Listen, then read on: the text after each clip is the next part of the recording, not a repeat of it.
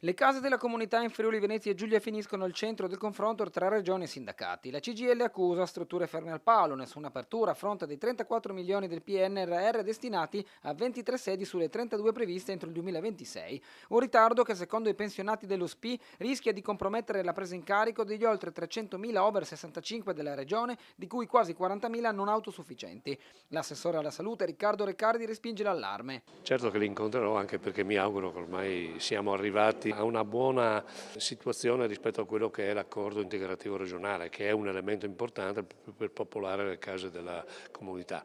Poi io guardo sempre con rispetto tutte le sollecitazioni di tutti, ma sì, ogni tanto insomma, mi pare che qualcuno alzi la voce più per dimostrare che di esistere che ad affrontare seriamente le cose. Pensavo di cominciare ad affrontare le cose anche dopo aver sottoscritto quel protocollo al quale daremo corso anche con le organizzazioni sindacali, avremo modo di discutere di questo.